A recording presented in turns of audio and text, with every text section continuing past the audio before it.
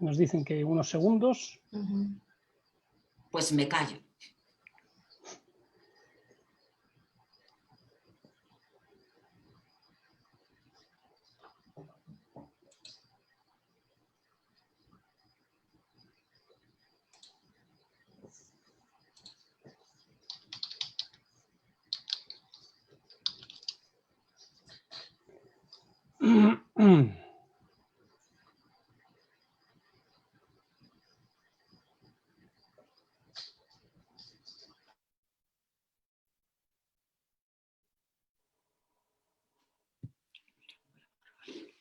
Todavía nada. Voy a aprovechar para probar la luz, a ver si queda la luz artificial. No, cuando sea necesario la enciendo. Bien, buenas tardes. Bienvenidos a la cuarta sesión, última por ahora, del Seminario Internacional Estado de Excepción del Estado, conversaciones en torno al estallido social y la pandemia, organizada por el Centro de Estudios de Ética Aplicada de la Facultad de Filosofía y Humanidades de la Universidad de Chile, y en la que participan también el Instituto Internacional de Filosofía y Estudios Sociales, la Red de Posgrados Humaniora y la plataforma EduAbierta a través del curso de Biopolítica y Pandemia.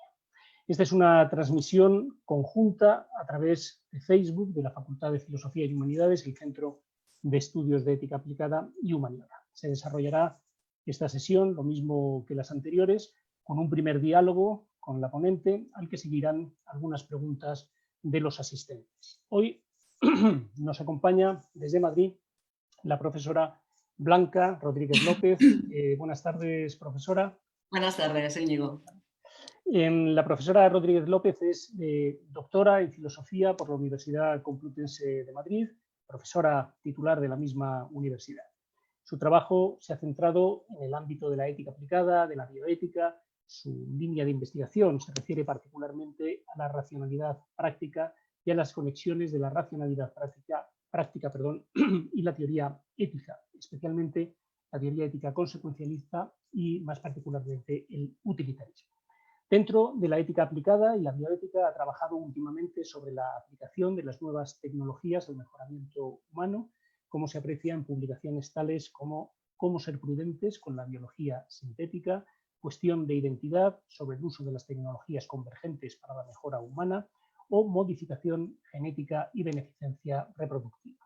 Podemos destacar además otros trabajos sobre ética y bioética, como qué hay de positivo en la eugenesia positiva, la posibilidad de elegir, discapacidades y preferencias caras, los argumentos a favor de la ausencia de paternalismo en la promoción de la salud o sobre la controversia en torno a la mejora moral de este año pasado.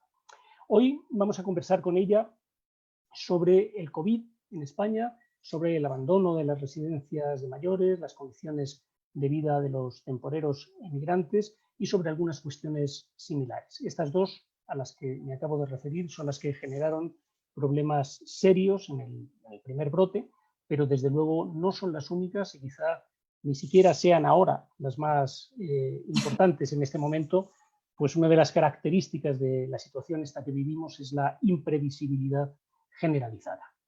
Nos acompañan hoy en este diálogo las profesoras Ieta Vivaldi y Andrea Hidalgo. Buenas tardes. Muy buenas tardes.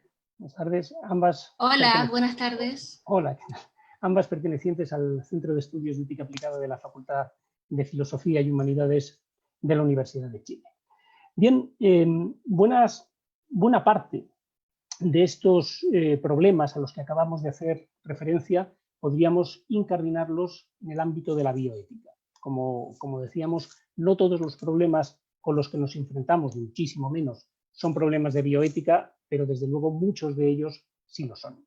Entre estos problemas están, lo mencionábamos hace unos minutos, los generados en las residencias de mayores, los problemas del trabajo negro, en precario, sin contrato de los temporeros inmigrantes, los problemas que afectan a la educación, al estilo de vida, a las ciudades universitarias, entre muchos otros.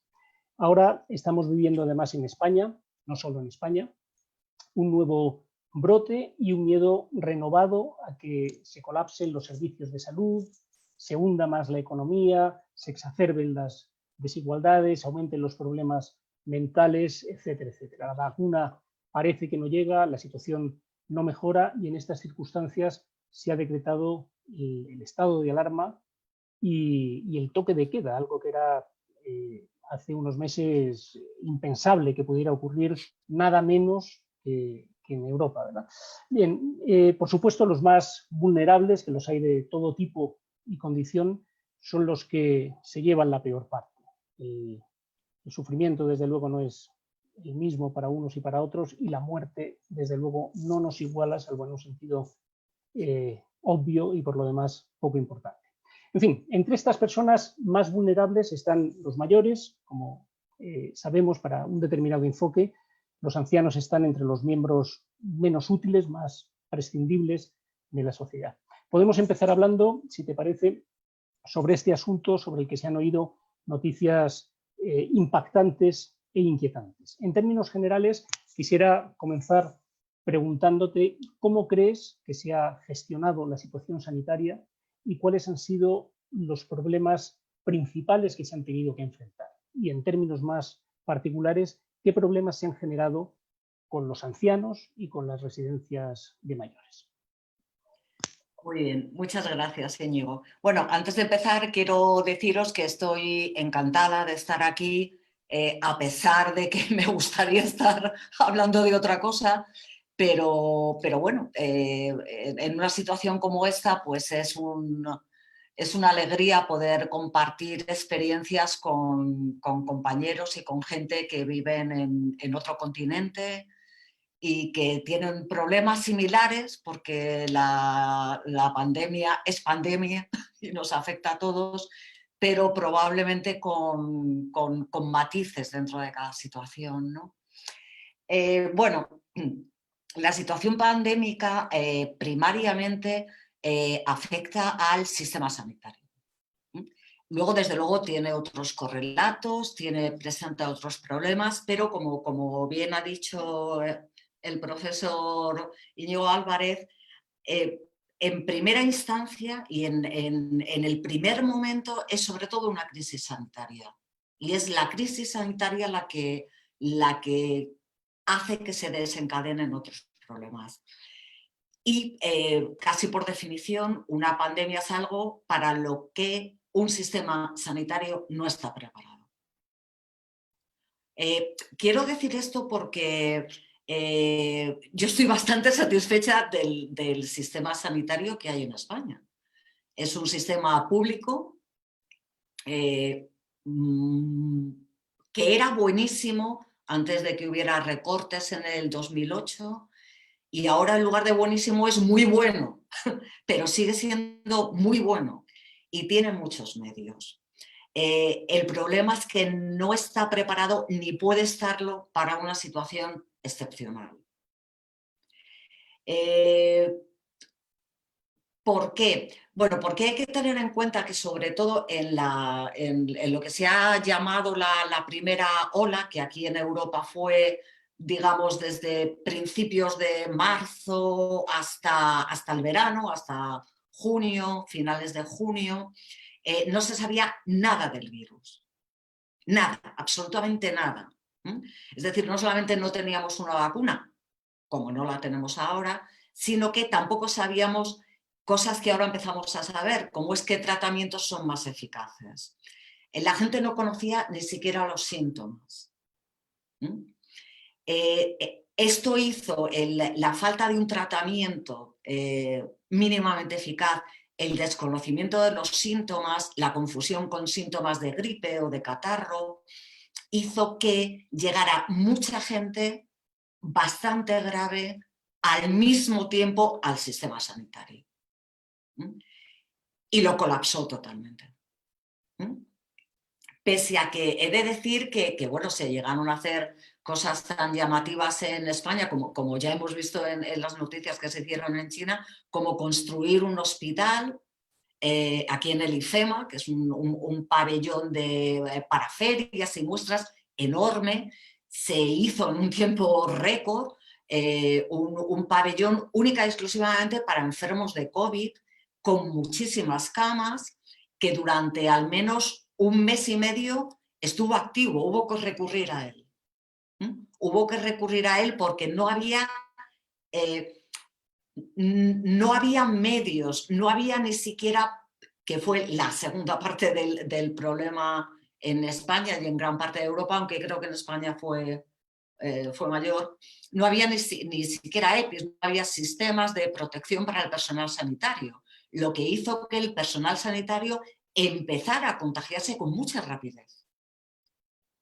Con lo cual no solamente había una entrada masiva de enfermos, muchos de ellos con la enfermedad muy avanzada, sino que el personal sanitario estaba disminuido. Se llegó a llamar a médicos jubilados. Médicos en formación que están cursando el MIR.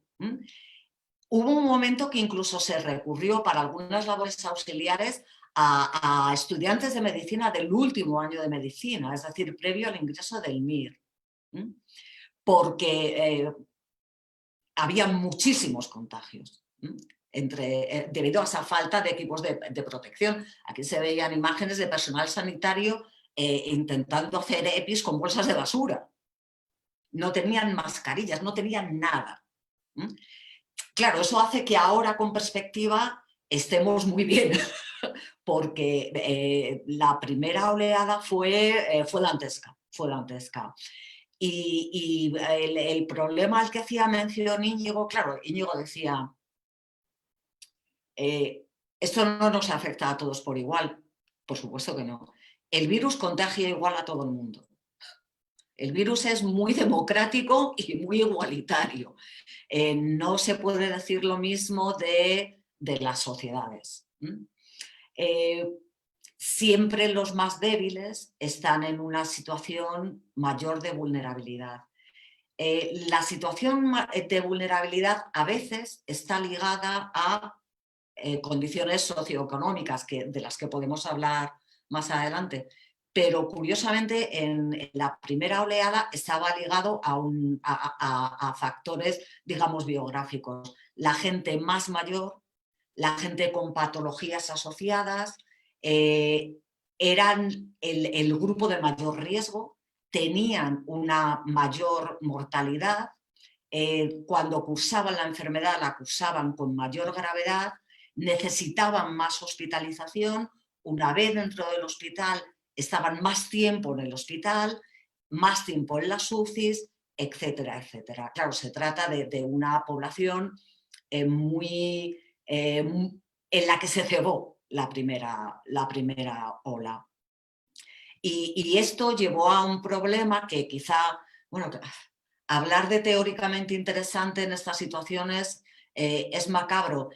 Cuando digo, quiero decir, el problema más teóricamente interesante no es que sea un problema abstracto, que ahora los filósofos y los bioéticos nos vamos a dedicar a discutir, sino que pone encima de la mesa un problema que siempre hemos tenido, algo que se ha discutido y que ahora surge con toda su magnitud. ¿Por qué? Bueno, la situación en España, yo desconozco cuál es la situación en Chile, pero la situación en España y en otros países de Europa es que hay una cantidad, una proporción muy grande de mayores que viven en residencias. Aquí tengo los datos, lo voy a mirar no para abrumaros, sino para daros algún dato. En España hay aproximadamente 5.500 residencias de ancianos, entre privadas, públicas y concertadas. Es decir, hay mucha gente que vive en residencias.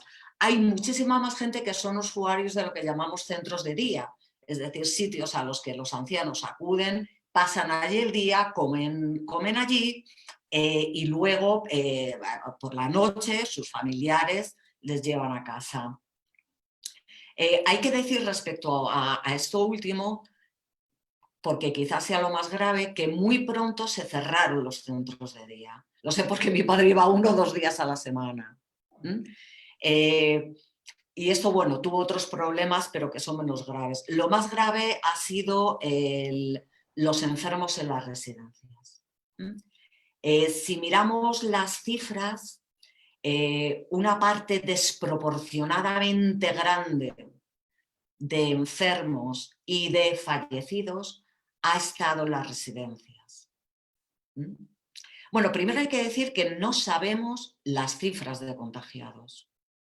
Sabemos aproximadamente las cifras de enfermos y de fallecidos. De contagiados no, porque durante la primera oleada, otro de los problemas sanitarios que hubo es que no había suficientes PCRs, ni había desarrollados otros test de seropositividad o de antígenos. De manera que desconocemos el número total, pero como dato anecdótico, que no es tan anecdótico, muchas residencias, la mayoría de las residencias, estoy por decir casi todas las residencias, se cerraron en un momento determinado porque tenían muchos casos positivos. En algunos casos en los que sí se hicieron PCRs porque ya había casos dentro de las residencias, la prevalencia de la enfermedad llegó a ser altísima en las residencias. Del personal de asistencia de las residencias y de los residentes. Si queréis algunos datos, por ejemplo, durante la primera oleada,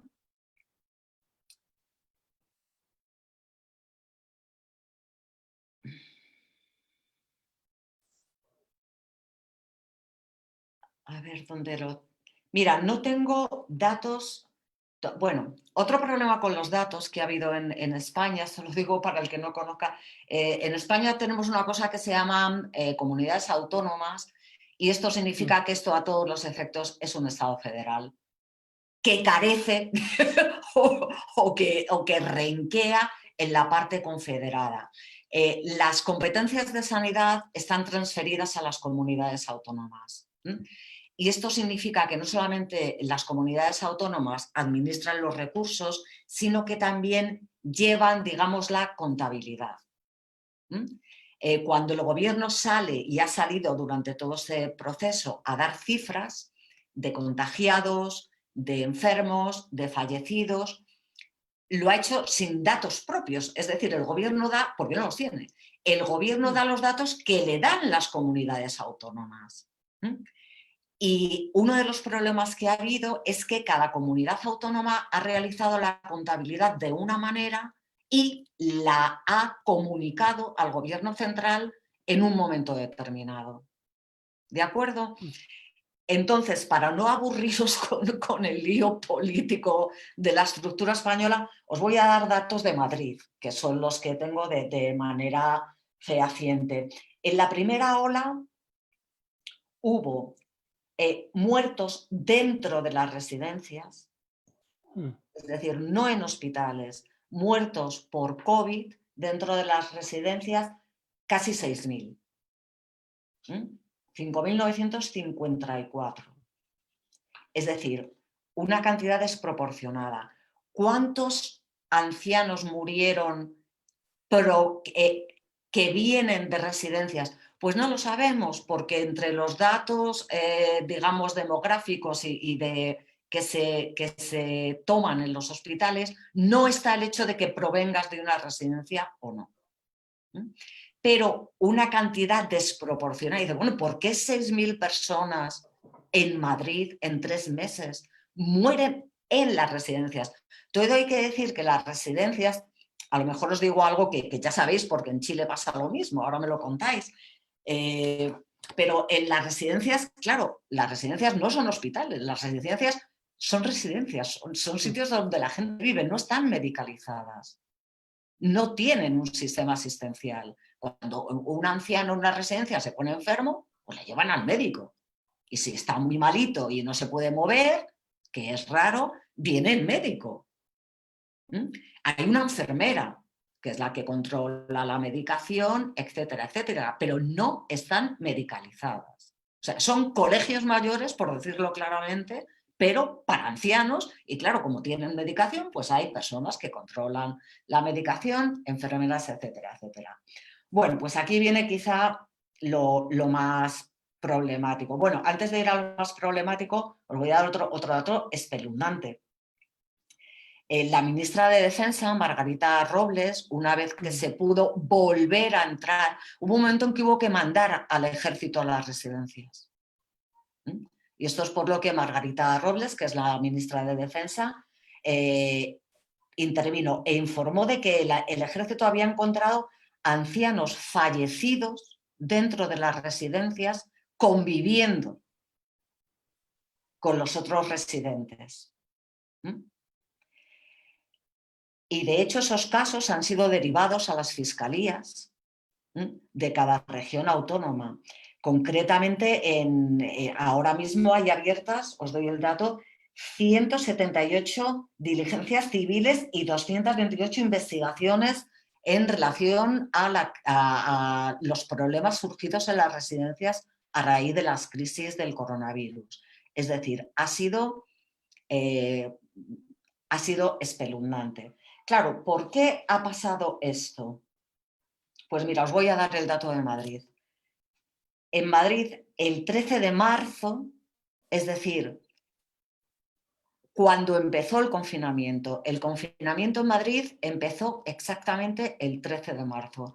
Lo sé porque las clases se suspendieron el día 12 y un día después entró el estado de alarma. Bueno, pues la Comunidad de Madrid dio instrucciones a los hospitales madrileños para limitar los ingresos de personas residentes que vinieran de residencias en función de la disponibilidad de camas libres. Es decir, si no hay camas libres en los hospitales y no hay camas libres en las UCIs, los hospitales madrileños tenían orden de no aceptar ingresos de enfermos que vinieran de las residencias.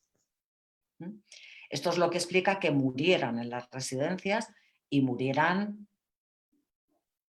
prácticamente sin atención sanitaria,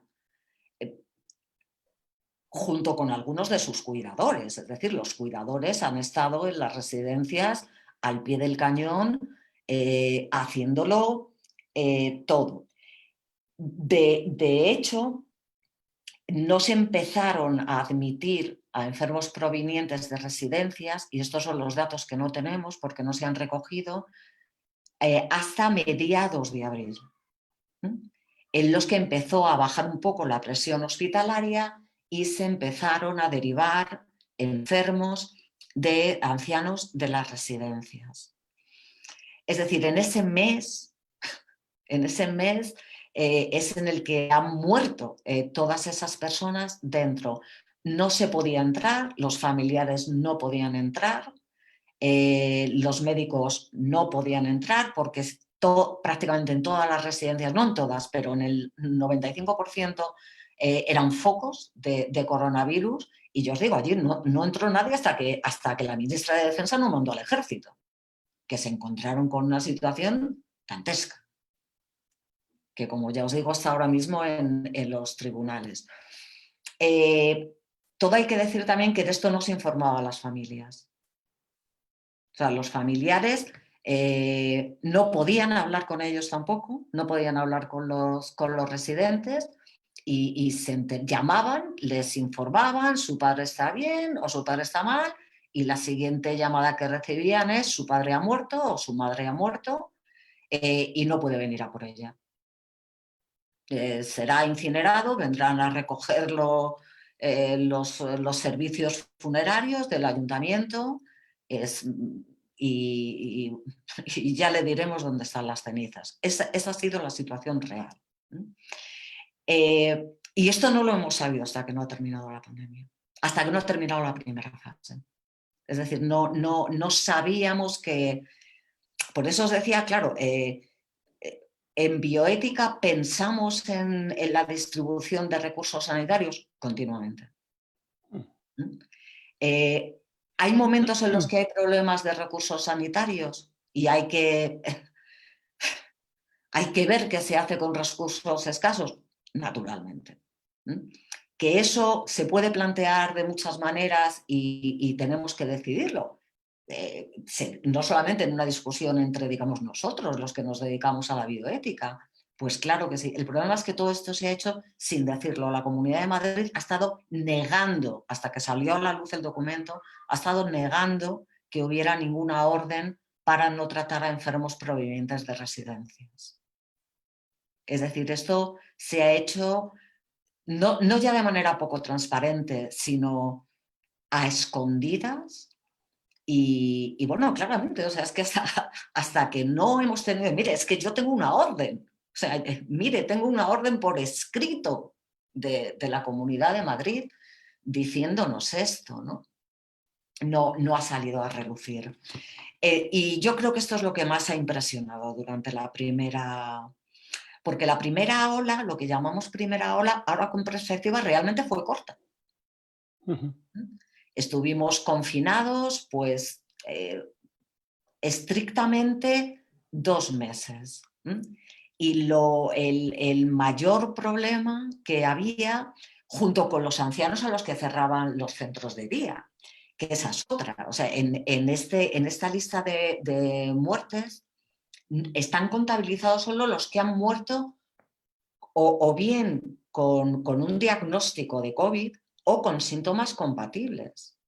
Todos los que han muerto en residencias y fuera de ellas por otras enfermedades que no se han podido tratar debido a la ocupación de camas sanitarias por coronavirus, esos ya, pero vamos, cuando uno hace la analítica estadística, el superávit, digamos, de muertes de estos meses comparados con los mismos meses del año anterior es tremenda. O sea, hay una cantidad de gente que evidentemente no han muerto de COVID porque no están contabilizados. Si descuentas los del COVID, digamos, todavía hay una cantidad de muertes, de más muertes que en condiciones normales en el año pasado y que hay que atribuir a que las camas que están ocupadas por enfermos del COVID no se pueden ocupar por otros enfermos. Y claro, el resto de las patologías sigue existiendo. Y ya os digo, esto ha sido lo más llamativo durante esta primera oleada.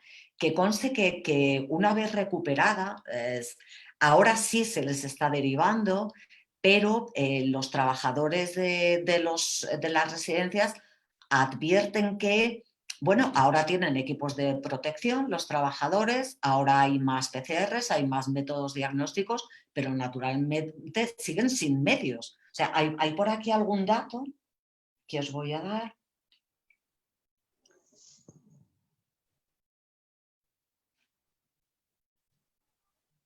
De las enfermeras.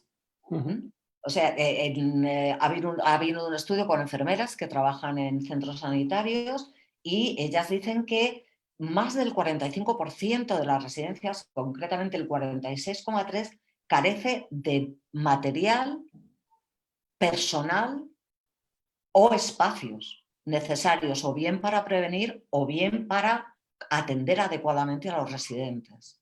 Es decir, las residencias siguen estando en la misma situación, con la única variante de que ahora sí se les deriva a los hospitales. Bueno, aquí ya como anécdota, a día de hoy, el déficit de personal sanitario, del que luego hablaremos, porque si queréis, porque no es un problema de que no se les contrate, es que no hay. Es que no lo hay. Luego podemos hablar de por qué no los hay. Pues mira, cada enfermera en residencia tiene asignado un total de media de 48 residentes en turnos de mañana y 71 por las tardes. Una enfermera.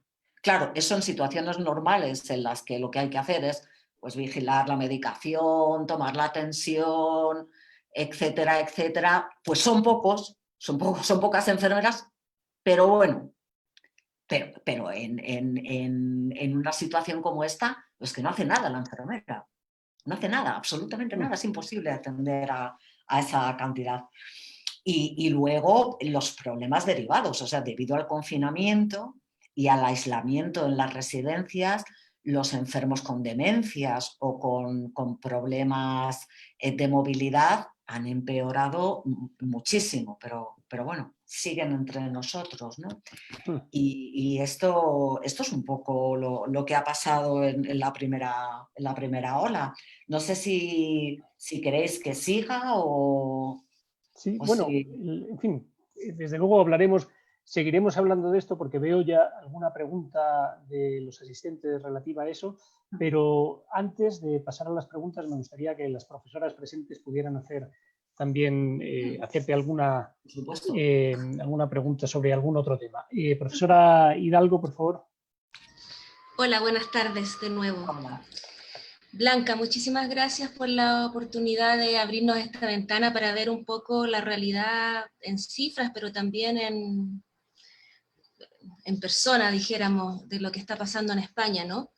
Da la impresión que ustedes fueran o sea, no sé si da la impresión, ustedes van algunos meses adelante de nosotros, nos permite aprender un poco más lo que va pasando, pero también lamentablemente a ustedes les toca el primer golpe, ¿no? de la pandemia, antes de haber podido aprender algo sobre cómo tratarlo. Bueno, yo no soy experta en la situación española y por lo que tú nos contabas, no eres experta en la situación chilena. Entonces quisiera abrir un poco la pregunta, llevarla a un tema quizás un poco más general donde pudiéramos conectar y agarrarnos también de otras sesiones que hemos tenido en este seminario, particularmente de la sesión anterior con Mauricio Lazarato, que nos habló de un tema bien interesante que yo creo que podríamos enganchar con lo que está pasando aquí, ¿no? Lazarato nos habló de esta vocación globalizante del capitalismo, que aparece en la historia con esta división interna dentro de esta globalización, que tiene que ver con diferenciar norte-sur, centro-periferia, una división constante a partir de la cual funciona finalmente el capitalismo, una suerte de equivalente entre trabajo intelectual y trabajo manual. No exactamente eso, pero para que pudiéramos entenderlo. Y cómo con el neoliberalismo, esta colonización externa, dijéramos, una vez que el capitalismo alcanza el nivel global, termina transformándose en una colonización interna. Pareciera que aparecen geografías transversales del poder y de los privilegios. Las clases altas de los países que fueron conocidos como el tercer mundo a veces parecen tener más en común con clases altas del primer mundo, y los trabajadores de lo que fue el primer mundo o el centro empiezan a tener condiciones más similares a los trabajadores de Latinoamérica, África, etc. Parece que además a la baja, no es que suba tanto el nivel de vida de las periferias, sino que el centro empieza a perder lo que fue conocido como el estado de bienestar finalmente. Entonces, en ese contexto, yo quisiera hacer una pregunta, así como una reflexión grande, ¿no? ¿Dónde queda el primer mundo? Que es algo que habíamos conversado fuera de cámara. ¿Existe todavía el primer mundo? ¿Se disgregó por todo el planeta? ¿O el tercer mundo ya finalmente se metió en todas partes? No hablemos del segundo, porque tendríamos que hacer otra conferencia, del segundo mundo me refiero, que ya quedó atrás. Entonces, desde esa perspectiva, una reflexión: ¿cuánto se parecerá Chile a España? ¿O cuánto se diferenciarán Chile de España? Muy generalmente, tú sabes que Chile siempre fue considerado el país modelo de Sudamérica. Un país con infraestructura moderna, con ingresos per cápita muy altos, niveles de consumo muy altos, excelente transporte público, etc. A tal punto llegó este nivel que empezamos a recibir olas migratorias de países cercanos que activaron una serie de discursos xenofóbicos, derechamente racistas, muy similar a lo que se escuchaba en Europa con los migrantes que venían de África. Chile lo tenía con los haitianos, qué sé yo, particularmente con migrantes afrodescendientes, digámoslo. Y resulta que toda esta sensación de primer mundo se desvanece con el estallido social y con la pandemia. Nos dimos cuenta, no nos dimos cuenta, las élites se dieron cuenta, ¿no? El ciudadano y la ciudadana media lo tenía clarísimo, los niveles de endeudamiento con los que vivíamos, los niveles de depresión con los que vivíamos. Bueno, y así una serie de situaciones de la precariedad en el trabajo, la falta de seguridad social, la falta de sistemas de salud, todo lo cual redundó, bueno, no solo en el estallido social, sino en la enorme crisis económica que se inaugura con las cuarentenas, ¿no? Un país donde las personas viven al día y tienen más del 60% de sus ingresos capturados por las deudas, malamente pueden mantener el escaso crecimiento económico con el que estábamos funcionando hasta ahora. Entonces quisiera devolverte esa reflexión y preguntarte, ¿qué les pasa a ustedes con el COVID? ¿Se ven ustedes en esta situación? ¿O en realidad no aplica tanto? ¿Es verdad que el primer mundo se está disolviendo? Y si es así, si los estados de bienestar están colapsados, ¿qué futuro tenemos para los próximos años? Pensando que la vacuna del COVID sí, probablemente va a estar el próximo año, pero mientras no cambiemos el modelo de producción van a seguir apareciendo virus zoonóticos que van a saltar una y otra vez, desde los animales enjaulados y maltratados a los humanos, a los animales humanos, digamos. Eso más o menos te quisiera plantear. Sí. Muchas gracias, Andrea. Antes de seguir, una pregunta técnica. Como ya sabéis, aquí en Madrid es por la tarde. Cuando dejéis de verme con claridad, decídmelo y me levanto a encender la luz sin problema, porque veo en mi mini pantalla que me voy oscureciendo poco a poco. Bueno, vamos a ver. Primero quiero empezar a darte la razón por el final. Cuando llegue la vacuna, que llegará, nos alegraremos mucho, pero habrá otras pandemias. Esto es algo que los científicos y los epidemiólogos vienen diciendo desde hace mucho tiempo. Va a haber una pandemia. Y claro, como uno siempre tiene cosas más urgentes de las que ocuparse, pues no se ocupa de ello hasta que la pandemia ya está aquí. ¿Qué es lo que está pasando en España en ese sentido? Bueno, por seguir con esto del primer mundo, el segundo y el tercero, evidentemente hace mucho tiempo que en el mismo país y en la misma ciudad conviven todos esos mundos. Y conviven no solamente porque haya gente más rica y gente más pobre o gente más desfavorecida, sino porque gran parte de los más desfavorecidos, por lo menos en España, son los migrantes. Tampoco todos ellos. En España hay bastantes migrantes que provienen de distintos sitios, de Sudamérica, del Magreb, de la antigua Europa del Este, del África subsahariana, y cada uno tiene una problemática específica, y unos más seria que otras, ¿no? O sea, típicamente, por ejemplo, la emigración latina es la que menos problemas tiene porque conoce el idioma. Entonces tiene acceso a puestos de trabajo menos precarios. Incluso cuando son muy precarios, hay también dentro, es increíble, pero dentro de la precariedad también hay niveles. Tienen acceso a más puestos de trabajo con menos precariedad.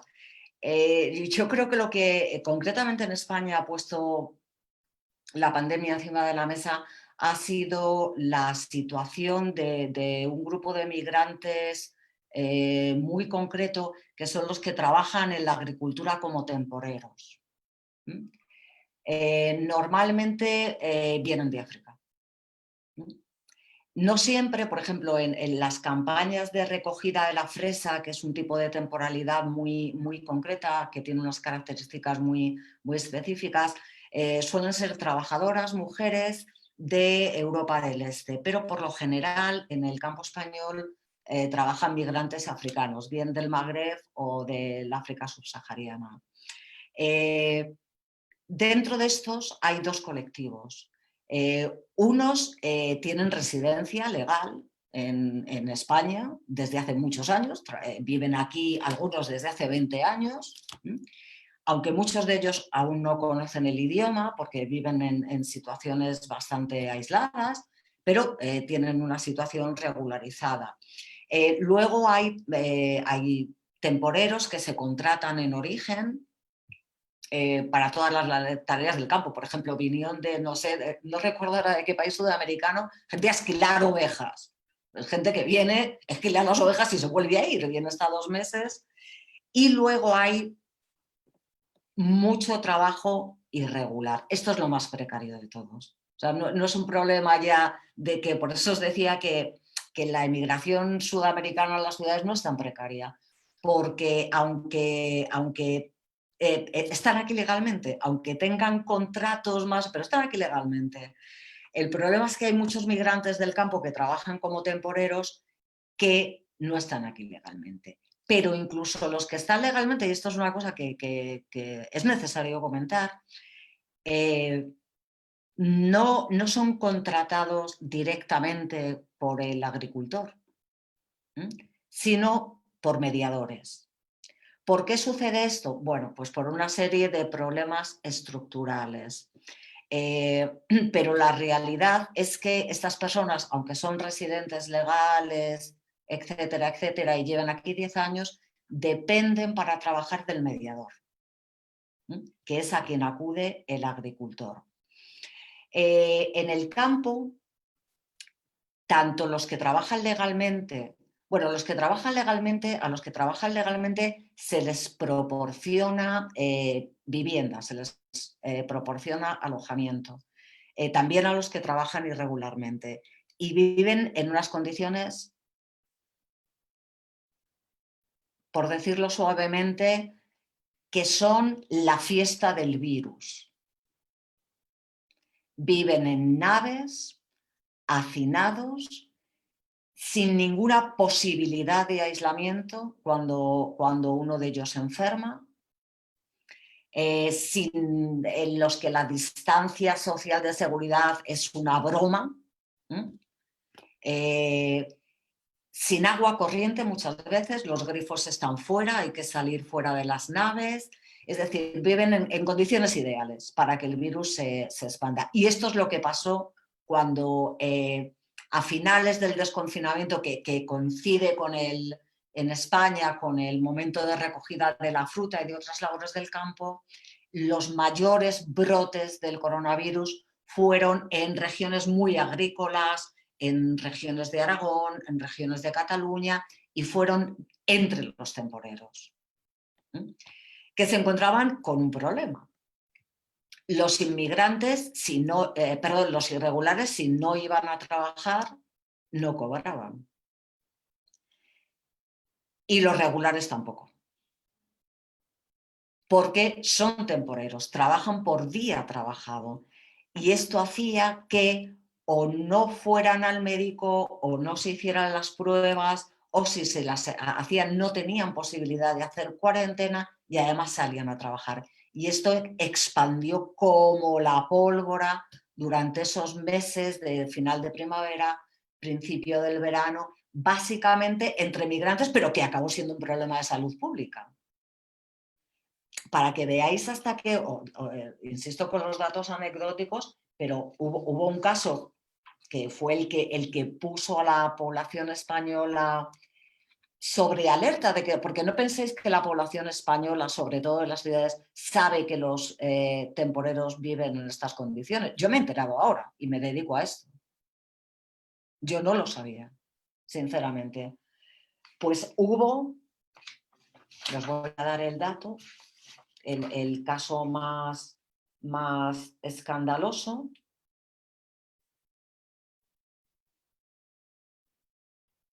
A ver, bueno.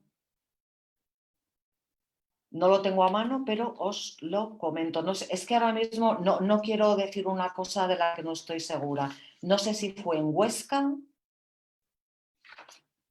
No sé si fue en Huesca o fue en otra región, en Cataluña quizá, pero dejaron a un migrante irregular con coronavirus a la puerta de un hospital, me imagino que los compañeros o los mediadores, y se fueron. Naturalmente le atendieron, pero claro, atendieron a ese que llegó allí. porque alguien le dejó en la puerta de un hospital. Es decir, se trata de enfermos que no han ido a los hospitales tampoco. Muchas veces porque tenían que seguir trabajando. Así de simple, cobran por días. Jornada no trabajada, jornada no cobrada. E insisto, y esto que en principio puede parecer una cosa que afecta a un número no muy grande de población, a los temporeros migrantes, ha acabado siendo un problema de salud pública, porque son enfermedades infecciosas. Es decir, que yo creo que esto es otra cosa que también la pandemia nos ha puesto encima de la mesa. Esto nos afecta a todos porque son enfermedades infecciosas. Y si no se atiende a los más vulnerables, pues esto se acaba expandiendo a los que son menos vulnerables. Es un problema de salud pública. Y entonces, en ese sentido, pues claro que conviven todos los mundos. Y bueno, el primer mundo, por lo menos en España, muchas veces enterándose ahora de que esto está pasando. No sé si con esto contesto a tu pregunta o quieres que te... Es que estaba buscando este dato. Bueno, luego a ver si lo encuentro. ¿Te he contestado? Gracias, profesora Rodríguez. Profesora Vivaldi, por favor. Muchas gracias. Oye, y muy interesante la presentación y como comentaba Andrea, también es bastante decidora de lo que nos puede pasar a nosotros, un poco desolador. Y no solo desolador de lo que nos puede pasar, sino también hemos vivido a fondo la precariedad y las desigualdades que conllevan, porque si bien, como hablábamos, el COVID ataca biológicamente a todos por igual, claramente las desigualdades estructurales hace que sea muy diferente el impacto, y además pensamos también en género, cómo ha afectado la violencia de género, la excesiva, digamos, el personal de salud, que generalmente también son mujeres, los cuidados, etcétera. Pero yo quería ir a otra parte. Nosotros desde el estallido social vivimos gran represión por parte del gobierno, bueno, violación a los derechos humanos y también toque de queda y otras medidas. Entonces, como de estado de excepción. Entonces, al seguir la pandemia, ahora nuevamente se han instaurado estas medidas, como el toque de queda, entre otras, y han sido también muy cuestionadas acerca de su pertinencia, o más bien si ha sido una forma de gobernar a la población, etcétera. Entonces, como yo no tengo muy claro el caso español, quizás, y justamente como tu trabajo también ve mucho paternalismo versus autonomía, quería saber un poco cómo ha sido este tema ya, cómo se han acatado las normas, si ha habido crítica respecto a medidas tales como el toque de queda. Nosotros llevamos meses en toque de queda, por ejemplo. Entonces, por ahí va mi pregunta. Muchas gracias. Pues es una pregunta muy interesante porque además, bueno, durante la primera ola, el confinamiento de la primera hora, la ciudadanía lo acató perfectamente bien. Todo el mundo se quedó en su casa, siguió las normas y fue modélico. No así en esta, digamos, por llamarla de algún modo, tercera fase de reescalada en la que todavía estamos. Se aprobó de nuevo la posibilidad del estado de alarma hace poco tiempo en España y hace pues no más de 10 días se aprobó el toque de queda, lo que se llama un toque de queda que es relativo, es decir, se puede salir a la calle a trabajar, si uno trabaja por la noche, etcétera, etcétera, ¿no? o si tiene que ir al médico. Y aquí yo creo que sí que hay una diferencia con Chile, seguramente porque nuestra dictadura quedó más atrás en el tiempo. Entonces la población en general sí está más dispuesta, está mejor predispuesta hacia las autoridades. A pesar del desapego que ha habido con los políticos últimamente, sobre todo por lo mal que lo están gestionando, pero hay mucho respeto también, por ejemplo, al ejército suele haber bastante, es una institución que está bien vista por lo general, la Policía Nacional también, los médicos ni digamos.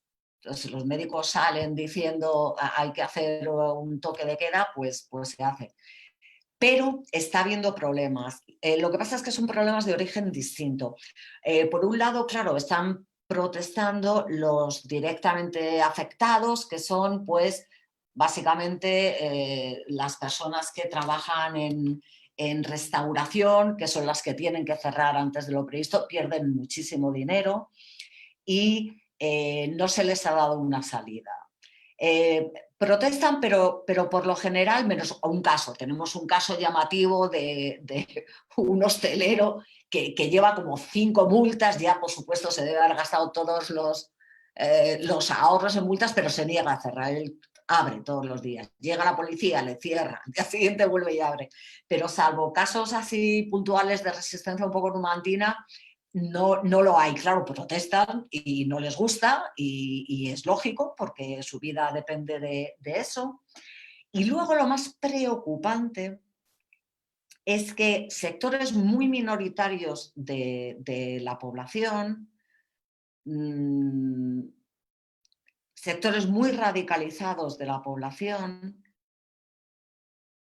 de todos los extremos, muchos de ellos de extrema derecha, y en nombre de la libertad, están negándose a cumplir el toque de queda. Hay, digamos, dos tipos de incumplimiento de toque de queda. Uno es el vergonzante, de yo hago una fiesta con mis amigos en mi casa o en un bar que ya sé que es ilegal y meto allá 30 sin mascarillas y me escondo, que esto es una cosa que está sucediendo. Y otra cosa que ha sucedido en las últimas, quizás la última semana, desde el toque de queda, ha sido la salida a la calle de grupos minoritarios, pero que provocan muchos problemas, que en nombre de la libertad se niegan a asumir el toque de queda. Claro, esto yo que soy una gran defensora de la libertad, lo llevo muy mal. Porque, bueno, la salud, ya se sabe que la libertad individual, como bien decía mi muy admirado John Stuart Mill, la libertad individual sirve para los asuntos individuales, no para lo que afecta a los demás. Y si hay algo que afecta a los demás, es la salud pública. O sea, tú eres muy libre de tirarte por un viaducto. Y eres muy libre de autocontagiarte el coronavirus en tu casa y quedarte allá a morirte, pero no eres muy libre de salir a la calle y contagiar a terceros que son completamente inocentes. Claro, eso es un concepto de la libertad tan mal entendido que una no sabe por dónde empezar. O sea, yo estoy espeluznada con ese uso de la libertad, del llamado a la libertad en asuntos en los que no ha lugar. O sea, si el Estado tiene, por muy idea de Estado mínimo que uno tenga, si el Estado está para algo, desde luego es para controlar la salud pública. Y esto es un problema de salud pública. De manera que en España, ya os digo, yo tengo la sensación, por lo que tú me dices, Lieta, que es muy distinto de Chile. O sea, el enfrentamiento viene, no sabemos de quién, porque es una cosa muy reciente. Pues ya sabes, la extrema izquierda dice que son los de la extrema derecha, los de la extrema derecha dicen que son los antisistema. La policía ya nos dirá quiénes son, ¿no? Pero es un tipo de violencia muy preocupante, muy preocupante. No sé, igual si te contesto a tu pregunta, Lieta. Muchísimas gracias, de todas maneras. Gracias. Bueno, tenemos varias preguntas de los asistentes sobre algunos temas que ya han salido, pero sobre los que sería bueno a lo mejor que dieras alguna puntualización. La primera pregunta dice así, dice, ¿qué valoración hace usted sobre la prohibición de trasladar enfermos de las residencias de la tercera edad a los hospitales desde el gobierno español, personificado en la figura del vicepresidente segundo que asumió las competencias sobre este tema? Ya hemos tratado antes del asunto, pero en fin. Bueno, yo creo que en esto, en muchas cosas yo suelo tener opiniones que a veces se califican de extravagante, pero en esta no. En esta creo que estoy de acuerdo con casi todas mis compatriotas. Esto es un atropello, es un caso claro de discriminación injustificada y es un caso claro de la peor manera posible de racionalizar los recursos escasos. Es decir, se puede discutir sobre qué criterios hay que utilizar cuando no hay suficientes respiradores o no hay suficientes camas UCI que llevan asociado un respirador para todos los enfermos. Pero desde luego si hay un sistema insensato es si la persona viene o no de una residencia. Esto es completamente insensato, porque es muy posible que tú no estés en una residencia y, por ejemplo, tengas mayores patologías, menor esperanza de vida y que por cualquier criterio razonable estés por debajo. Es decir, esta racionalización de los medios escasos no puede ser discriminatoria, no puede abarcar a un colectivo arbitrariamente elegido de personas como son los residentes, los que viven en residencias de ancianos. Claro, esto es de locos, es de locos. Entonces, bueno, creo que deberíamos pensarlo, creo que deberíamos pensar sobre qué y discutir públicamente qué criterios vamos a aplicar para que no se vuelvan a aplicar estos criterios, porque esto es tanto como decir, pues los que miden más de 1,70 no van a la residencia, pero bueno, dígame por qué, no van a los hospitales, o sea, realmente es la valoración es de locos. Hay que decir que en la Comunidad de Madrid en la que esto ha pasado, han dimitido durante este tiempo 3 o 4, no recuerdo, consejeros de salud pública y bienestar, que eran todos de Ciudadanos. Por cierto. Han dimitido 3 o 4 en fila, o sea, llegaban, veían lo de las residencias, a uno le quitaron las competencias. ¿Qué ha hecho el Ministerio del ramo? Pues la verdad es que no ha hecho nada. La verdad es que no ha hecho nada. Hay que decir también que es muy complicado ese ministerio, igual que el de Sanidad, porque las competencias también están transferidas a las comunidades autónomas. Pero bueno, creo que tenemos que asumir todos que ha fallado el ministerio, han fallado las comunidades y que esto no se puede volver a repetir. O sea, es un criterio insensato y casi me dan ganas de llamarle genocida. Es decir, no se puede hacer una distribución de recursos escasos con estos parámetros. No sé si contestó la pregunta exactamente.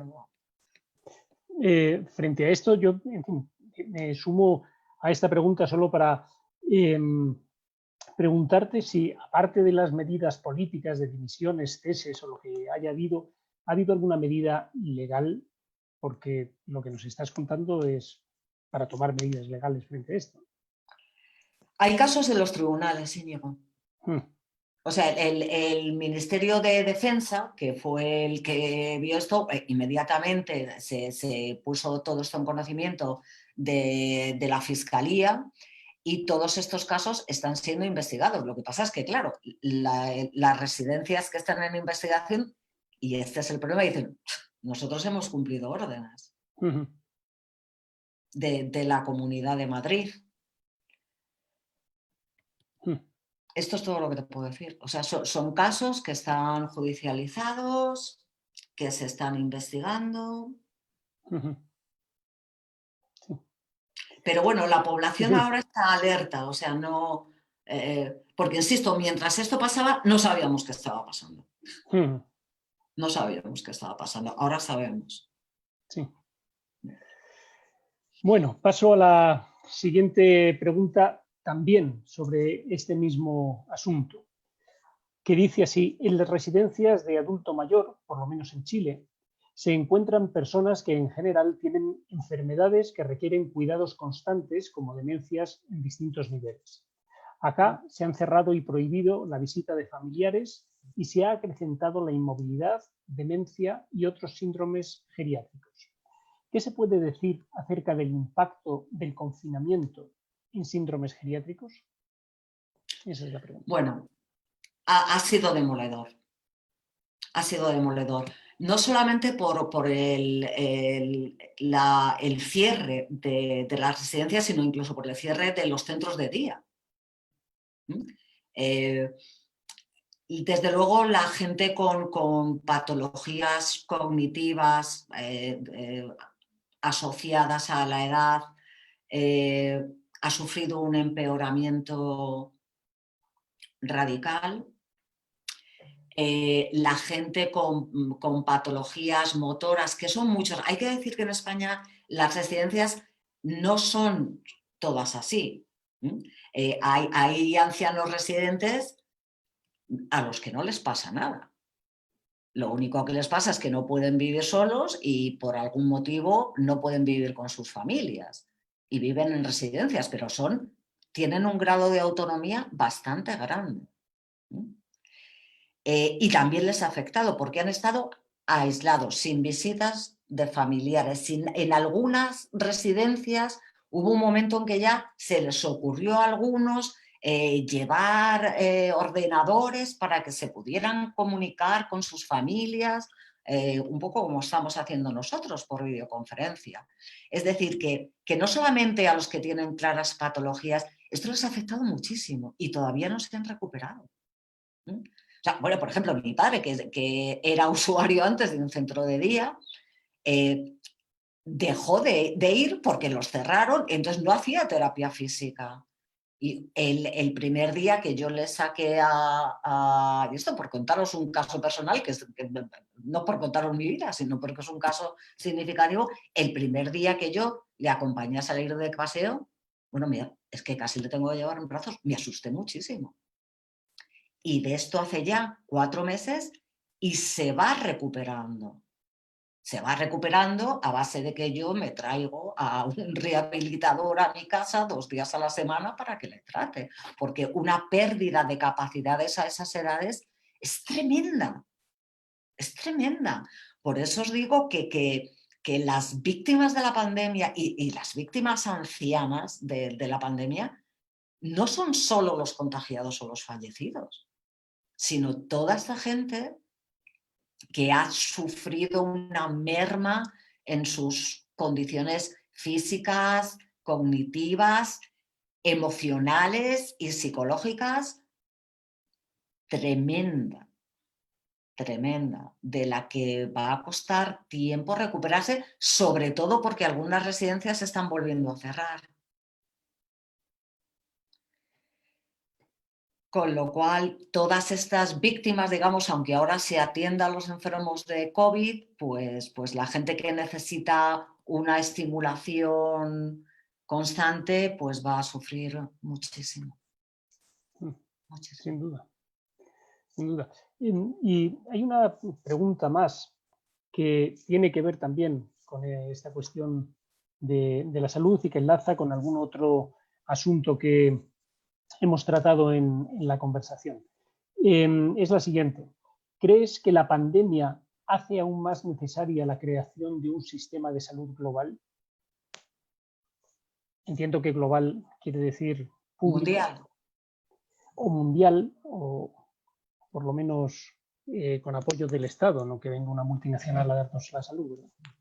Bueno, si es en ese sentido, vamos a ver, el sistema sanitario español es público. Y gran parte de las residencias también. Y el que no es público ha sido, digamos, hasta cierto punto nacionalizado durante la pandemia. Por ejemplo, cuando han faltado respiradores en los hospitales públicos, o bien se ha derivado en el caso de hospitales privados o concertados, naturalmente se han utilizado esos respiradores y, por ejemplo, de las clínicas estéticas, de cirugía estética, que tienen respiradores, esos respiradores se han tomado para el uso del COVID. Es decir, que no solamente el sistema en España es público, sino que cuando ha hecho falta, pues se ha ido a la residencia, digo, a las clínicas de cirugía estética y se les han cogido los respiradores y luego se les ha devuelto, claro, pero se han utilizado. Si es esa la pregunta, si por global nos referimos a eso. Y esto no nos ha evitado los problemas. Claro, si no hubiéramos tenido eso ya no sé qué hubiera pasado. De verdad, no soy capaz, porque yo cuando nací casi ya había este tipo de sanidad en España, entonces y la que no es pública es casi toda concertada. O sea, por ejemplo, el hospital que corresponde a esta residencia es un hospital concertado y tú vas allí con la seguridad social, igual que vas a uno público. O sea, medicina privada en España hay muy poca y no para... O sea, uno va... Hay mucha gente que tiene una sociedad médica privada, pero va pues al dentista, o sea, no va cuando necesita o a parir, que son más cómodas las camas, pero no va en estas situaciones. A nadie se le ocurre, ¿no? Pero curiosamente, y volviendo a los mayores, los que tenían una sociedad médica y no estaban en una residencia, esos sí han ido a los hospitales. Y sí les han tratado en hospitales no públicos. Sí. En fin. No sé si contesto esa pregunta, pero... Sí. Si no, que lo diga en el chat. Nos pueden contestar, si no, a través del chat. No sé si la profesora Hidalgo, la profesora Vivaldi quieren hacer alguna otra pregunta. Solo volver a agradecer la perspectiva que nos diste. Excelente. Bueno, se nota que la audiencia también está muy interesada. Pareciera que los puntos de vista a veces son, o lo que narras es como, son cuestiones bien específicas y sin embargo resuenan de manera muy obvia y general con todo lo que nos está pasando aquí con sus matices, ¿no? Así que nada, agradecer simplemente el tiempo y el espacio para haber podido compartir contigo, Blanca. Gracias a vosotros, de verdad. Yo también agradecer y realmente ha sido un agrado conocerte y tener la posibilidad de contar con tu mirada tan de experta, pero a la vez tan cercana y, digamos, pertinente a todo lo que está pasando. Muy aguda. Muchas gracias. Bueno, yo insisto en que estoy encantada de trabajar con vosotros y de tener esta posibilidad. Estaría más encantada de estar en Santiago, que como Íñigo sabe, es una ciudad que me gusta muchísimo. Y de verdad, y preferiría estar allí, pero bueno, me alegro mucho de poder contactar con vosotros y de poder contaros un poco las experiencias, porque efectivamente como la ola salió de China, pues va para allá y la Tierra gira como gira. Entonces ahora pues os llegará esto. Yo desde luego lo único que puedo hacer es agradeceros mucho, he estado muy a gusto y pediros que os cuidéis. Sí, tenemos que cuidarnos todos porque tenemos para rato, parece. Sí, tenemos para rato. En fin, muchas gracias, profesora Rodríguez López, muchas gracias, profesoras, gracias a los asistentes, por supuesto, y ponemos entonces punto final a esta cuarta sesión y al seminario internacional. Muchas gracias a todos. Hasta pronto. Muchas gracias.